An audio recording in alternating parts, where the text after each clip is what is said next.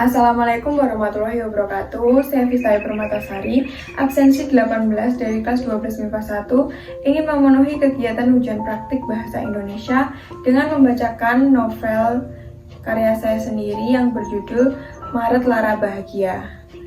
Sepenggal kisah yang akan saya bacakan adalah pada bab pertama, yakni kala pertemuan. Di suatu malam, langit menangis seakan menemani sekeping hati yang sunyi. Dan tangisan itu menghidupkan semula setiap rasa yang telah mati. Di tengah heningnya sebuah coffee shop, ada seorang gadis yang tengah duduk dalam lamunan. Menyapa hening membungkam gelap. Ditemani secangkir kopi latte dan bercengkrama dengan coretan kertasnya. Adnan, seorang gadis yang sangat senang bercerita dengan lembar demi lembar kertasnya. Dari kisah bahagia sampai kisah sedihnya, semua tercurah dalam satu buku yang dia bawa kemanapun dia pergi. Setahun berlalu, cerita Adnan dan masa lalunya sudah berakhir di ujung perpisahan yang membekas dalam hati Adnan. Sejauh Adnan melupakan kenangan manisnya, bayangan Abirama terus mengganggu hingga Adnan jatuh dalam lamunan semu. Abirama, sosok lelaki yang membuat Adnan bangkit mengenal asmara setelah dia jatuh berkali-kali karena patah hati. Bahkan, luka terbesar yang pernah Adnan rasakan pudar seketika semenjak dirinya mengenal Abirama.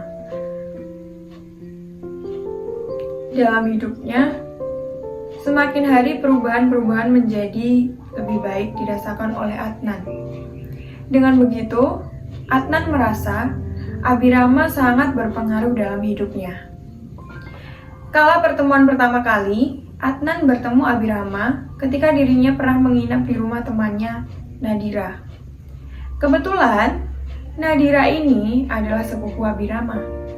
Waktu itu, bulan puasa Ramadan. Adnan dan Nadira sholat tarawih bersama di masjid dekat rumah Nadira. Adnan merasa ada yang memperhatikan dirinya. Ternyata itu Abirama yang tengah memandang ke arah Adnan. Dari pertemuan itu, Adnan dan Abirama saling kenal dan bertukar nomor telepon. "Dir, itu siapa ya? Aku merasa dia melihat ke arahku," tanya Adnan. "Itu Abirama, dia sepupuku. Rumahnya bersebelahan dengan rumahku," jawab Nadira. "Oh, aku kira siapa. Ternyata sepupu kamu," jawab Adnan. "Iya, kenapa? Suka sama Abirama?" jawab Nadira, terkesan memojokkan Adnan. "Tidak, aku hanya bingung mengapa dia melihat ke arahku. Padahal aku tidak mengenalinya," jawab Adnan. "Dia memang begitu. Sepertinya dia menyukaimu," jawab Nadira. Setelah pulang sholat tarawih, Adnan dan Nadira merasa lapar dan ingin pergi membeli makan. Bertemulah Abirama dan Adnan di persimpangan komplek perumahan dekat lapangan. Kala pertemuan kedua, Adnan dan Abirama bertemu di simpang jalan ketika Adnan sedang membeli es krim di pinggir jalan. Dia bertemu Abirama, lalu bercengkerama dengan berbagai cerita. Namun, setelah itu hanya kecanggungan yang terlihat. Mereka sama-sama diam 1000 bahasa. Sesekali Abirama menanyakan tentang sekolah Adnan, lalu terdiam lagi. Kala pertemuan ketiga, mereka pergi ke sebuah tempat berkabut dan dingin, di mana saat itu kisah mereka dimulai. Tawangmangu adalah tempat penuh kenangan mereka.